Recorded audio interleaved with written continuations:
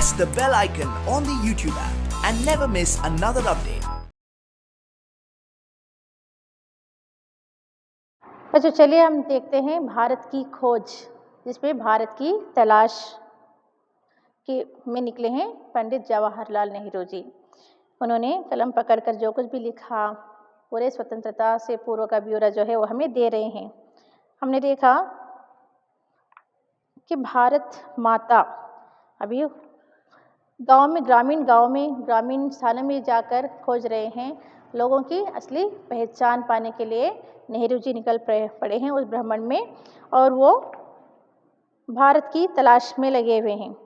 भारत की तलाश, उन लोगों की खोज करते करते हुए अब वो भारत माता क्या है, ये उन लोगों में खोज रहे हैं जो गांव के रहने वाले हैं। देखते हैं कि भारत माता कौन है सच्चे अर्थों में। अक्सर जब मैं एक के बाद एक सभा में जाता तो श्रोताओं से अपने इस देश की चर्चा करता। यानी अक्सर जब मैं एक के बाद एक सभा में, हर एक सभा में जहाँ भी जाते थे, जिन स्थानों में भी नेहरू जी जाते थे, वहाँ की सभा में श्रोताओं से, यानी सुनने वाले, जो भी मुझे सुनने वाले उस सभा में बैठे रहते हैं, मैं उनसे पूछता, इस देश की चर्चा करता। सिर्फ और सिर्फ मैं अपने देश भारत के ही बारे में मैं बातचीत करता था। हिंदुस्तान की और साथ ही भारत की जो जाति के संस्थापक भरत के नाम पर जो है आधारित इसका प्राचीन सांस्कृतिक नाम है। यानी हमारे देश का प्राचीन यानी पुराना सांस्कृतिक नाम किस संस्थापक के नाम पर पड़ा था? भारत देश का नाम भरत के नाम पर आधारित इसका प्राचीन सांस्कृतिक नाम था।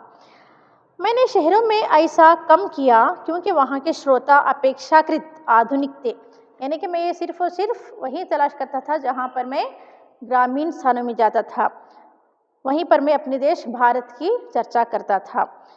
मैंने शहरों में ऐसा काम नहीं किया, लेकिन जिन जिन शहरों में, सिटीज़ में मैं जहाँ भी जिस सभा में भी जाता, मैं अपने देश की चर्चा नहीं करता था, क्योंकि वे सब लोग उससे परिचित थे। क्योंकि वहाँ के श्रोता, यहाँ के मतलब शहरों के सुनने वाले अपेक्षाकृत आधुनिक थे और वे अधिक दमदार भाषण की अपेक्षा करते थे। मतलब इससे हटकर और भी दमदार भाषण, जिसमें दम हो, जिसमें और भी चाहे आगे बढ़ने के विचार हो, ऐसा भाषण सुनने की वो चाहा करते थे।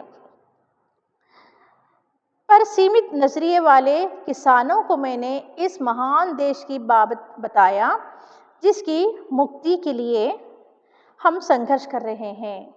यानी कि भारत देश जो है स्वतंत्रता से पहले अंग्रेज़ों का गुलाम जो था, उसके अधीन लोग जो बंदी बनकर जी रहे थे, अत्याचार सह रहे थे, जुल्म सह रहे थे। अब क्या करना है? वो स्वतंत्रता प्राप्ति के लिए, यानी आज़ादी, मुक्ति के लिए, यानी देश को आज़ाद करने के लिए हर तरह का संघर्ष करने को क्या है? तैयार हैं। कि कैसे इसका हर हिस्सा दूसरे से भिन्न होते हुए भी भारत है। मैंने उन्हें उत्तर से दक्षिण और पूरब से पश्चिम तक किसानों की सामान्य समस्याओं की जानकारी दी, और उस स्वराज की भी जो कुछ विशेष लोगों के लिए नहीं, सबके लिए, भारत के हर हिस्से के लिए एक सा होगा। यानी हमारा देश जब आज़ाद होगा, इस गुलामी से वो आज़ाद होगा, तो सबके लिए क्या है? बेहतरी इसी में है कि भारत के हर हिस्से के लिए एक सा होगा। मैंने उन्हें सुदूर, यानी उत्तर पश्चिम में खैबर पास से कन्याकुमारी या कैप कैमरीन तक अपनी यात्रा के बारे में बताया। यानी नेहरू जी जो है वहाँ पर किसानों को, जो कि देश के हालात, यानी कि देश की चर्चा जो कि कर रहे हैं, वो उन सारे स्थानों के बारे में उन किसानों को जानकारी दे रहे हैं कि कहाँ कहाँ वे गए, कहाँ से कहाँ तक गए थे। खैबर पास, उत्तर पश्चिम से लेकर खैबर पास जो है कैमरीन, कैप कैमरीन, वहाँ तक की यात्रा का पूरा वर्णन वो किसानों को बताते हैं।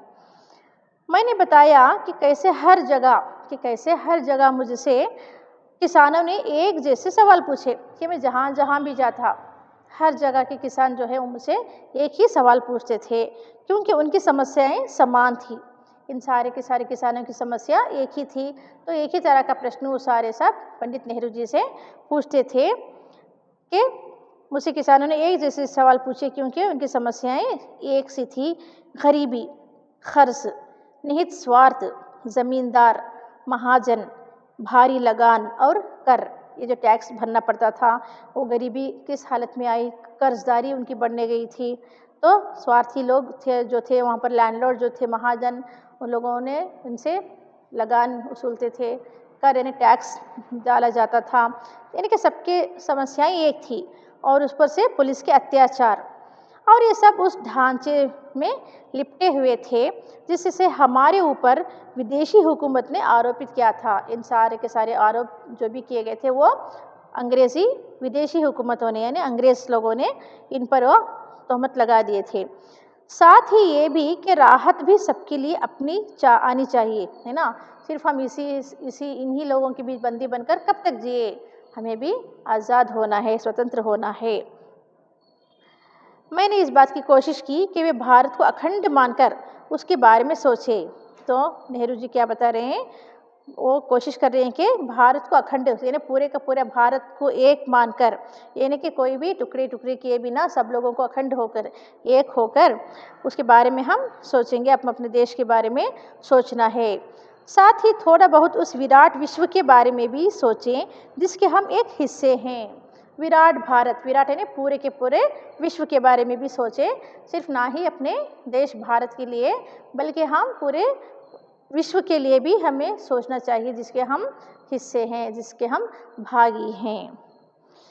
ये काम बहुत आसान नहीं था पर इतना मुश्किल भी नहीं था जैसा मैंने सोचा था। यहाँ पर नेहरू जी बता रहे हैं, जैसा मैंने सोचा था इतना ये काम क्या है, आसान नहीं था पर इतना मुश्किल भी नहीं था कि हम सब एकजुट होंगे तो मिलकर कर सकते थे। जैसे हमारे प्राचीन महाकाव्य तो आप बच्चे जानते ही हो, रामायण, महाभारत, ये भगवद गीता जो भी है, पुरा कथाएँ और दंत कथाएँ यानी कि प्रचलित लोक कथाओं के द्वारा कि उन्हें पूरी जानकारी थी। ये तो महाकाव्यों की बल्कि पुरा गाथाओं की, दंत कथाओं की, ये सारी की सारी जानकारी तो उन लोगों को पहले से ही मौजूद थी। इस साहित्य ने अपने देश की अवधारणा से उन्हें परिचित करा दिया था। मतलब उन सब में पाया जाता था, उस सब के पढ़ने से ही देश की स्थिति गति क्या है किसान लोग जान गए थे। इस साहित्य ने अपने देश की अवधारणा से उन्हें परिचित करा दिया था। इन लोगों में से हमेशा कुछ ऐसे भी होते थे जिन्होंने भारत के चारों कोनों में स्थित धार्मिक स्थलों की यात्रा भी की थी। मतलब इन लोगों में कई सारे किसान ऐसे भी थे जो धर्म स्थानों की वो यात्रा भी कर चुके हैं। वो अनपढ़ तो ज़रूर थे लेकिन पढ़े लिखे वो किसमें ज्ञान प्राप्ति कर चुके थे, इन महाकाव्यों में, पुरा गाथाओं में, दंत कथाओं के द्वारा वे शिक्षित थे। कभी कभी जैसे ही मैं किसी सभा में पहुंचता था, मेरे स्वागत में अनेक कंठों का स्वर गूंज उठता था। यहाँ पर पंडित जवाहरलाल नेहरू जी बता रहे हैं कि मैं जहाँ भी सभा में जाता, जिस सभा में भी जाता, तो वहाँ पर मेरे स्वागत करने के लिए कई सारे किसान वहाँ पर जो मौजूद रहते थे, एक कंठ में, एक स्वर में वो सब कह उठते थे कि क्या गूंज उठती थी, भारत माता की जय, भारत माता की जय। इन सारे नारों से पूरे का पूरा मैदान जो है वो गूंज उठता था नेहरू जी के स्वागत के लिए। मैं उनसे अचानक प्रश्न कर देता कि इस प्रकार से उनका क्या आशय है, यानी कि मेरे आते ही जैसे कि जय जयकार होती है और वो भी भारत माता की जय, ये किस लिए, किस कारण होती है, इसके पीछे क्या आशा है, भारत माता की जय का आशा क्या है। मेरा प्रश्न उन्हें मनोरंजक लगता। जैसे ही ये प्रश्न उन किसानों से करते तो उन लोगों को इनके प्रश्न सुनकर बहुत ही आश्चर्य होता था, तो वो लोग चकित रह जाते थे। उनके ठीक समझ में नहीं आता कि वे मुझे क्या जवाब दें। सिर्फ भारत माता की जय, भारत माता की जय के नारे से भर उठता था। पर जब सवाल पूछते थे नेहरू जी कि उनसे इसका क्या मतलब है, भारत माता की जय से क्या तात्पर्य है, तो वो लाजवाब हो जाते थे और वो जवाब देने में असमर्थ थे। तो एक दूसरे की ओर वो देखने लगते थे और फिर मेरी ओर ताकने लगते। वो आपस में एक दूसरे को देखकर फिर मुझे ही वो देखने लगते, पर वो कुछ नहीं कह पाते। मैं बार बार सवाल करता जाता। मेरे बार बार का प्रश्न यही होता कि भारत माता की जय, इससे उनका क्या आशय है करके। आखिर एक हट्टा कट्टा जाट जिसका ना जाने कितनी पीढ़ियों से मिट्टी से अटूट नाता है, जवाब में कहता कि ये भारत माता हमारी धरती है।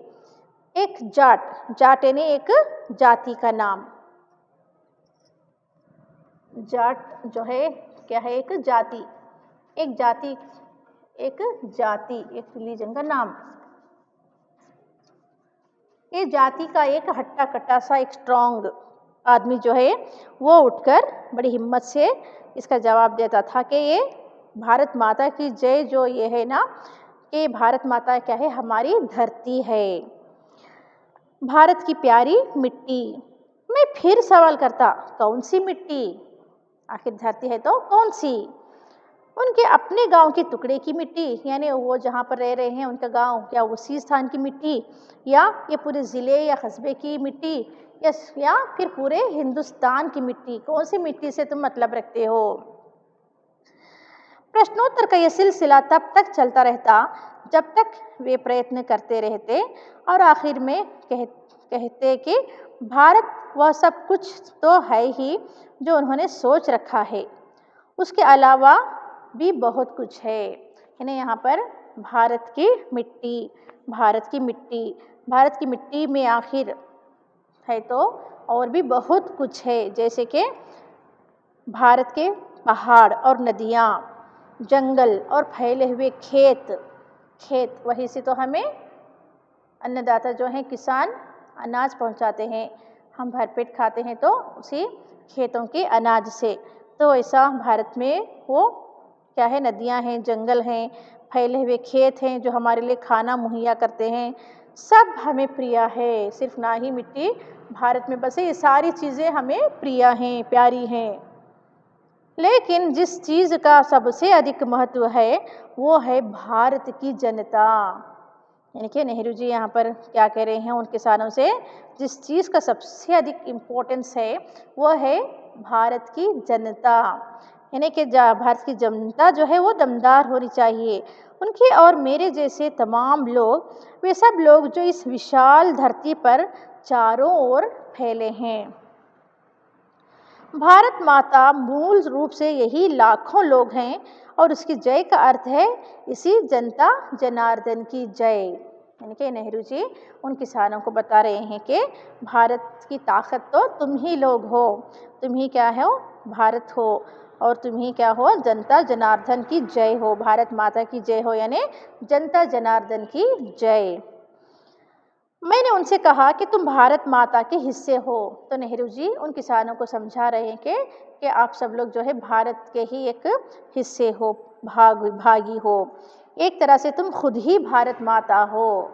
यानी कि भारत माता की जय जो कह रहे ना, ये तो तुम ही लोग हो, यानी कि जनता जनार्दन की जय का मतलब है भारत माता तुम ही लोग हो करके उन किसानों को नेहरू जी समझा रहे हैं।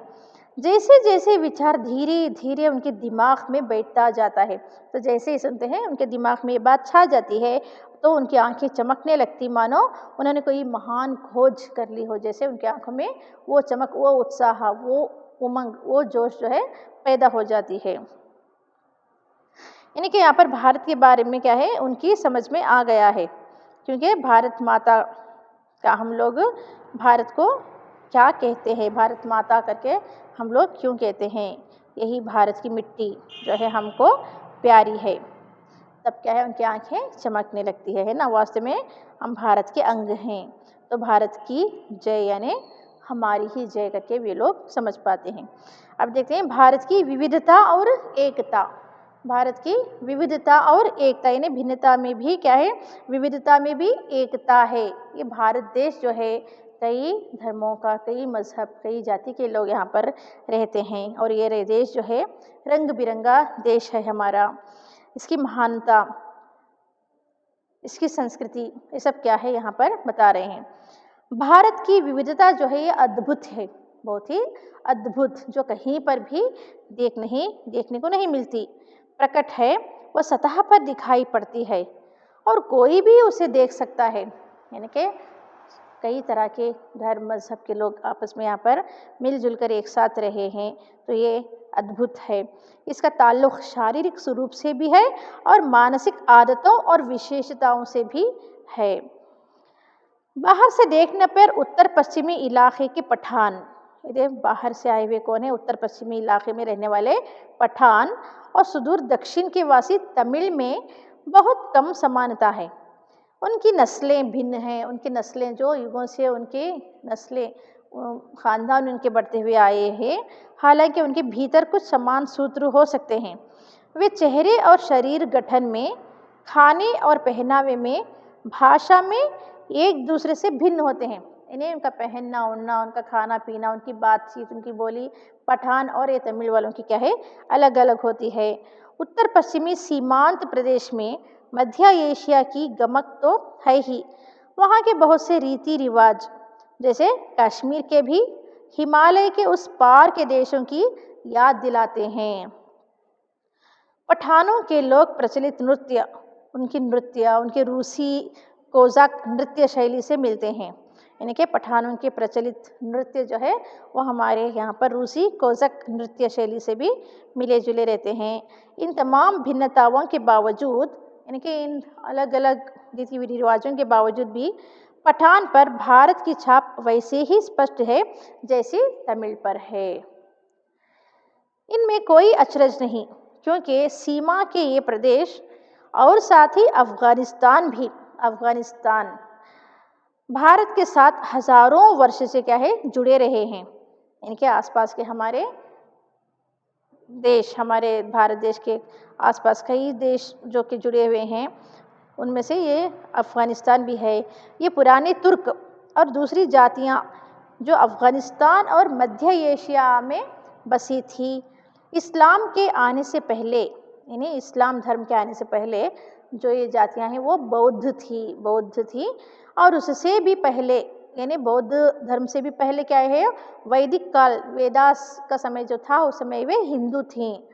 सीमांत क्षेत्र प्राचीन भारतीय संस्कृति के प्रमुख केंद्रों में से था, यानी कि हमारे प्राचीन भारतीय संस्कृति का ही क्या है, प्रमुख केंद्र। अब भी स्मारकों और मठों के ढेरों ध्वस्त अवशेष उसमें बिखरे हैं। हम अभी भी मठ जो है, स्मारक पुराने जो कि प्राचीन काल के ध्वंस ने बिखरे पड़े हुए टूटे फूटे खंडहर जो है आज भी बिखरे हुए हैं। विशेष रूप से हम देखें तो तक्षशिला तो आप सब लोग बहुत भी जानते हो कि कहाँ से छात्र वहाँ पर आकर विद्या पाते हैं। वहाँ के महान विश्वविद्यालय के बारे में जो 2000 वर्ष पहले, यानी कि तक्षशिला जो है 2000 वर्ष 2000 ईयर्स एगो पहले अपनी प्रसिद्धि की चरम सीमा पर था। कब वो बहुत ही चरम सीमा पर था तक्षशिला विश्वविद्यालय? 2000 वर्ष पहले। सारे भारत के साथ ही एशिया के विभिन्न भागों से क्या है, यहाँ पर विद्यार्थी खींचे आते थे। कई स्थानों के, कई कोने से, कई सुदूर देशों से, देश विदेशों से लोग, छात्र क्या है, यहाँ पर आकर विद्या पाते थे। धर्म परिवर्तन से अंतर जरूर आया, पर उन क्षेत्रों के लोगों ने जो मानसिकता विकसित कर ली थी वो पूरी तरह नहीं बदल सकी। पठान और तमिल दो चरम उदाहरण हैं। बाकी की स्थिति कहीं इन दोनों के बीच में है। सबकी अपनी अलग अलग क्या है, विशेषताएं हैं, पर सब पर इससे भी गहरी छाप है भारतीयता की। ये जानकारी बेहद हैरत में डालने वाली है कि बंगाली, मराठी, गुजराती, तमिल, आंध्रा, उड़िया, असमी, कन्नड़, मलयाली, सिंधी, पंजाबी, पठान, कश्मीरी, राजपूत और हिंदुस्तानी, ये भाषी जनता से बसा हुआ विशाल मध्य भाग कैसे सैकड़ों वर्ष से अपनी अपनी अलग पहचान बनाए रहा है। यानी इतने सारे के सारे देशों के स्थान जो है, अभी सुने आप लोगों ने, इनकी क्या है, अपनी अपनी भाषी है, वहाँ पर वो उनकी अपनी पहचान बनाए रखा है। चाहे जो कहीं से भी क्यों ना आया हो, अपनी अपनी पहचान बनाए हुए हैं। इसके बावजूद इन सबके गुण दोष कमोबेश एक से हैं। इन सारे के सारे देशवासियों के जो भी हैं गुण दोष सब एक से हैं। इसकी जानकारी पुरानी परंपरा और अभिलेखों से हमें मिलती है। जहाँ पर अभी लेख जो सिर्फ बचे हुए हैं हमारे लिए, उसी से पढ़कर हम जानकारी प्राप्त कर सकते हैं उस समय की। साथ ही इस पूरे दौरान वे ऐसे भारतीय बने रहे हैं जिनकी राष्ट्रीय विरासत एक ही थी और उनकी नैतिक और मानसिक विशेषताएं भी समान थी, यानी मॉरल वैल्यूज उनमें जो भी थी ये सब क्या है, एक जैसी थी। प्राचीन चीना की तरह ही क्या है, प्राचीन भारत अपने आप में क्या है, एक दुनिया थी। जैसे चीन वैसे ही भारत भी अपने आप में एक दुनिया थी, एक संस्कृति और सभ्यता थी।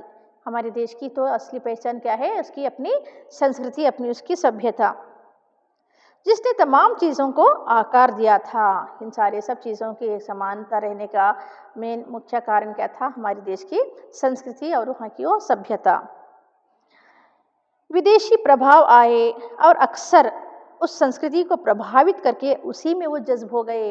कई सारे देशों से, दूर दूर देशों में लोग क्या है हमारे देश में आते हैं, हमारे भारत देश की यहाँ की संस्कृति देखकर क्या है वो भी उसमें ढल जाते हैं और उस संस्कृति को वो भी अपना लेते हैं। जब भी विघटनकारी तत्व उभरे तत्काल उन्होंने सामंजस्य खोजने के प्रयास को बढ़ावा दिया। सभ्यता के आरंभ से ही भारतीय मानस में एकता के स्वप्न ने अपनी जगह बनाए रखी। सभ्यता तो आरंभ से ही क्या है, अपनी जगह में है। वो इस एकता की कल्पना कभी किसी बाहर से आरोपित वस्तु या बाहरी तत्वों के या विश्वास के मानवीकरण के रूप में नहीं की गई।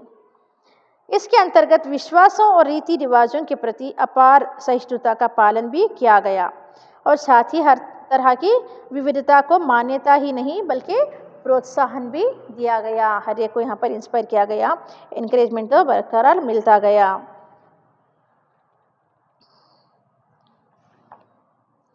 ठीक है, मानवीकरण किसी वस्तु के उत्पादन, निर्माण आदि का ऐसा रूप स्थिर करना जिससे उसकी अच्छाई या शुद्धता आदि के संबंध में संदेह की जगह ना रह जाए। मानवीकरण का रूप वहाँ पर आपकी पाठ्य पुस्तक में ही दिया गया है, आप देख सकते हो शब्दार्थ एवं टिप्पणी में। प्रत्येक शब्द का अर्थ वहाँ पर आप पा सकते हो। तो हमारी देश की संस्कृति जो है, सभ्यता जो है, प्रत्येक मनुष्य को भी जो कि बाहर हमारे देश के अलावा बाहर से जो भी आते हैं उन सब में क्या है, विविधता में भी एकता बनाए रखना, उन्हें प्रोत्साहन अधिक से अधिक दिया गया। किसी एक देश या समूह में चाहे वे कितने घनिष्ठ रूप में एक दूसरे से जुड़े हो, यानी कि किसी एक देश या समूह, किसी एक देश का समूह जो कि मिलजुल कर आता है, चाहे इनमें कितने ही स्ट्रेंथ हो, जितने ही वो एक दूसरे से जुड़े हो, छोटी मोटी भिन्नताएं हमेशा से ही देखी जा रही हैं। छोटे मोटे दोष तो रहते हैं सब में, चाहे वो जितने भी स्ट्रांग क्यों ना हो। उस समूह की मूल एकता तब प्रकट होती है जब उसकी तुलना किसी अन्य देश या समूह से की जाती है। इन्हें उनकी क्या है मूल एकता, उनकी स्ट्रेंथ क्या है, वो किसी दूसरे से कंपेयर करेंगे तो पता चलता है।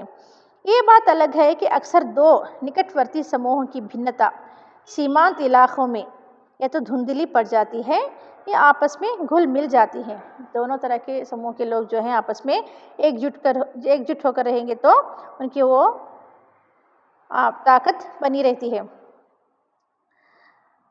प्राचीन और मध्य युग में, पुराने और मध्य युग का दौर जो था, वो आधुनिक राष्ट्र के विचार ने जन्म नहीं लिया था और सामंती, धार्मिक या जातीय संबंधों का महत्व अधिक था। फिर भी मेरा विचार है कि ज्ञात इतिहास में किसी भी समय एक भारतवासी भारत के किसी भी हिस्से में अपने ही घर की इसी अपनेपन की अनुभूति करता है। तो यहाँ पर देख रहे हैं पंडित जवाहरलाल नेहरू जी जो हैं हर जगह भ्रमण कर रहे हैं, घूम रहे हैं, हर जगह वो देख रहे हैं कि किस तरह से बाहर से हमारे देश में आए हुए लोग हमारी संस्कृति, हमारी सभ्यता को देखकर वो भी उसमें ढल गए हैं, उसे अपना लिए हैं। लेकिन भारतीय जहाँ भी जाए, वो जिस जगह भी जाए, जिस स्थान में भी जाए, वो भारतीय ही कहलाएगा। वो अपनी छवि दूसरों को दे देता है, बल्कि दूसरों की छवि को वो कभी भी अपनाता नहीं है। इन्हें वो जहाँ भी जाए वो अपनेपन की अनुभूति करता है। हम जहाँ भी जाएं हम अपने ही घर में हैं जैसा महसूस करते हैं एक भारतीय, जबकि किसी भी दूसरे देश में पहुंचकर वह अजनबी और परदेशी महसूस करता था। उन देशों में जाकर जिन्होंने कुछ दूर तक उसकी संस्कृति या धर्म को अपना लिया था, उसे अजनबीपन का बोध निश्चित ही कम होता था। वे लोग जो किसी गैर भारतीय धर्म को मानने वाले थे या भारत में आकर यहीं बस गए। जैसे कि मैंने अभी कहा कि बाहर की संस्कृति को लेकर बहुत सारे लोग यहीं पर बस गए। कुछ ही पीढ़ियों के गुजरने के दौरान स्पष्ट रूप से भारतीय भी हो गए, जैसे यहूदी, पारसी और मुसलमान। जिन भारतीयों ने इन धर्मों को स्वीकार कर लिया, वे भी धर्म परिवर्तन के बावजूद भारतीय ही बने रहे। चाहे अपना धर्म परिवर्तन क्यों ना किए हो, बट वो भारतीय ही बने रहे हैं। आज जब राष्ट्रीयवाद की अवधारणा कहीं अधिक विकसित हो गई है, विदेशों में भारतीय अनिवार्य रूप से एक राष्ट्रीय समुदाय बनाकर विभिन्न कारणों से एकजुट होकर रहते हैं। भले ही उनमें भीतरी मतभेद हो, चाहे अंदर उन्हें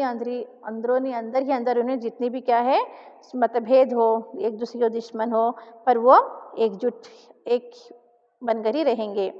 एक हिंदुस्तानी ईसाई कहीं भी जाए, मतलब वह यहाँ पर हिंदुस्तान में रहने पर जितने भी आपस में बैर क्यों ना हो, बाहर जब जाते हैं तो एकता दिखाते हैं।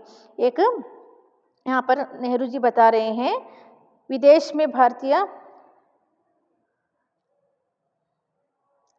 एक हिंदुस्तानी ईसाई जो है क्राइस्ट, वो कहीं भी जाए उसे हिंदुस्तानी ही माना जाता है।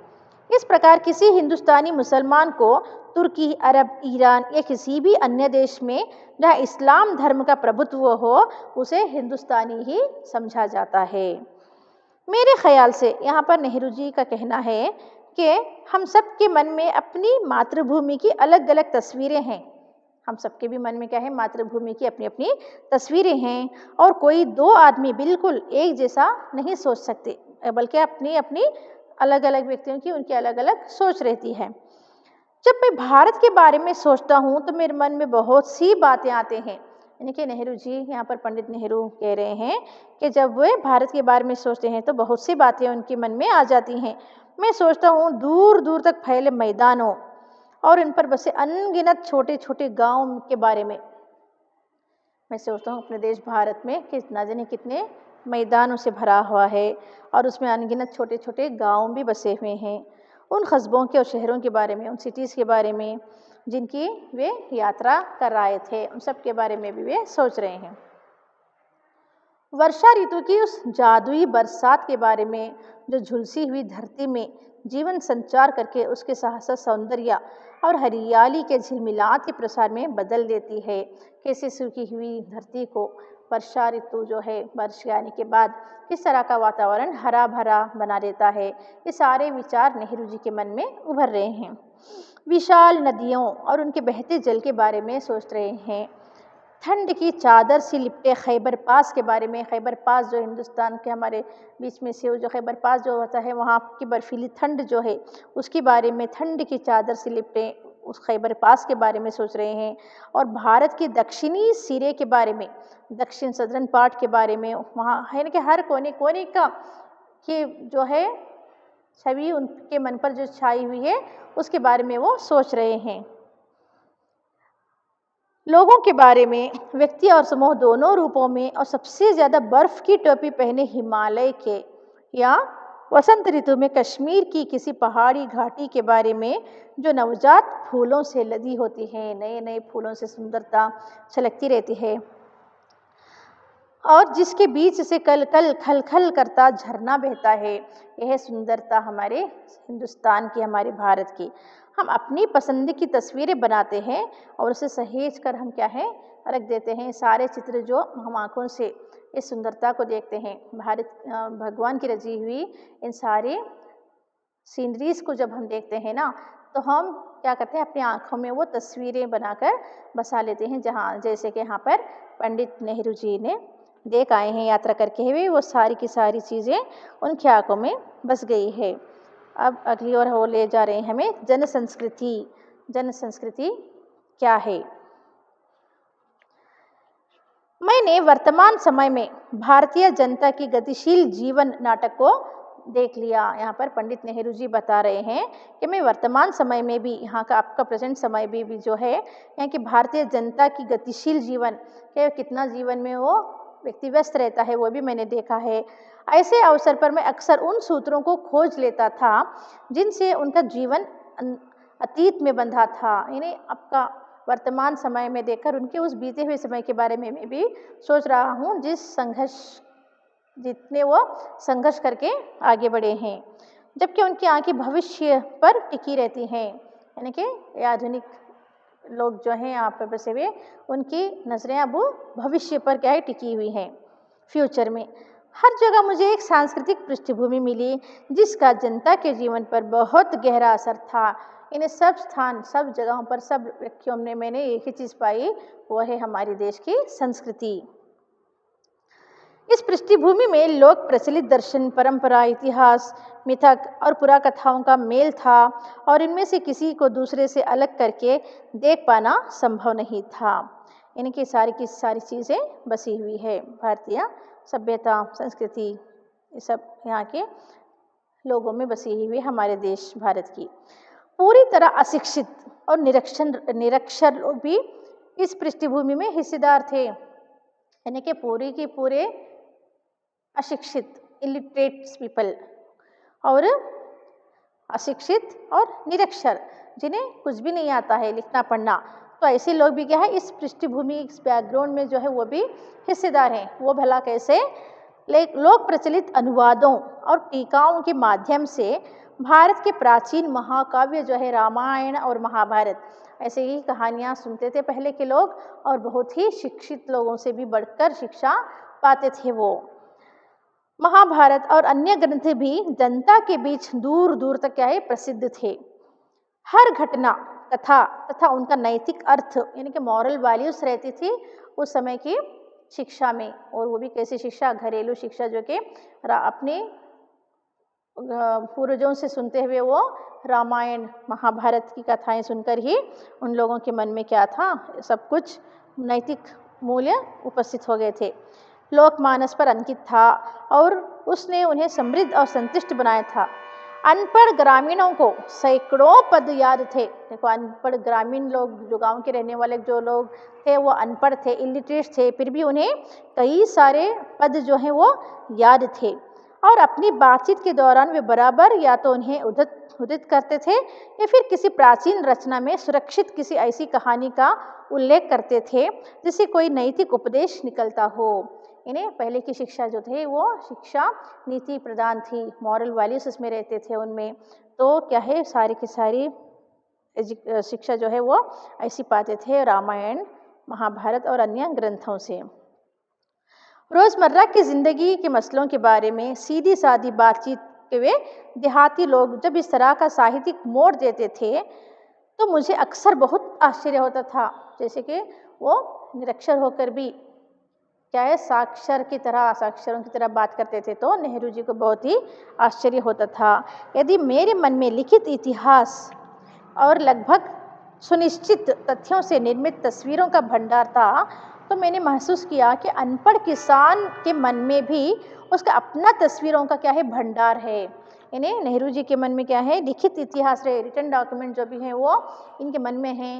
ये तो पढ़े लिखे हैं, लेकिन देहातों के, इन्हें उस ग्रामीण किसानों के मन में भी उनका अपनी तस्वीरों का भरा ही एक अपना भंडार था, जो कि पूरे नैतिकता से भरपूर था।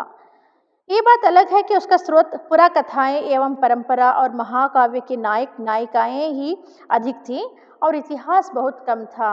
मतलब वो जो लोग पढ़े थे उसमें महाकाव्यों में वही चरित्र क्या है, उनके कैरेक्टर्स जो हैं वो उनके मन में बसे हुए हैं। इस पर भी वो बहुत स्पष्ट होता था। वो नायक नायिका के रूप में भी ये जो इतिहास जो है वो बहुत ही स्पष्ट रूप से दिखता था। मैं उनके चेहरे, उनके आकार और उनकी चाल ढाल को ध्यान से देखता। इन्हें नेहरू जी का कहना है कि वो उनकी बातों को सुनकर उन्हें बहुत ध्यान से देखते थे।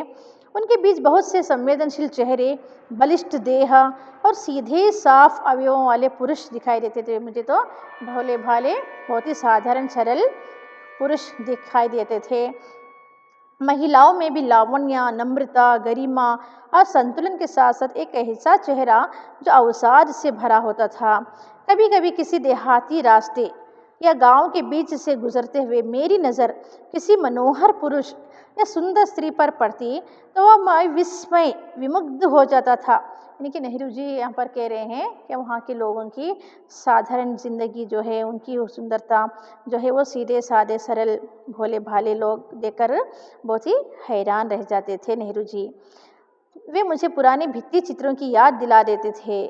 मुझे इस बात का से हैरत होती कि उन तमाम भयानक कष्टों के बावजूद, इतने कष्ट, इतने जुल्म सहकर भी जिनसे भारत युगों तक गुजरता रहा, यानी कि जितने संघर्ष, कितने कष्ट झेले, आखिर ये सौंदर्य कैसे टिका और कैसे बना रहा है। इन लोगों को साथ लेकर हम क्या नहीं कर सकते। अरे इतना सब कुछ होने के बावजूद भी यहाँ पर इतने लोग क्या हैं, बलशाली हैं, धैर्यवान हैं, तो हम इनको साथ लेकर क्या कुछ नहीं कर सकते। ये सोच अब नेहरू जी के मन में उभर रही है, बशर्ते इसके हालात बेहतर हों और इनके पास कुछ करने की ज़्यादा अवसर हो। चारों ओर गरीबी और उससे पैदा होने वाली अनगिनत विपत्तियां क्या है, फैली थी। यानी भारत देश जो है बहुत ही गरीब था और उस गरीबी के कारण अनगिनत विपत्तियां, मुसीबतें, परेशानियां उठानी पड़ती थी लोगों को, और इसकी छाप हर माथे पर थी, हर एक व्यक्ति पर थी। जिंदगी को कुचलकर विकृत और भयंकर रूप दे दिया गया था। इन्हें इतनी अच्छी जिंदगी को जो है इन विपत्तियों ने भयानक बना लिया था।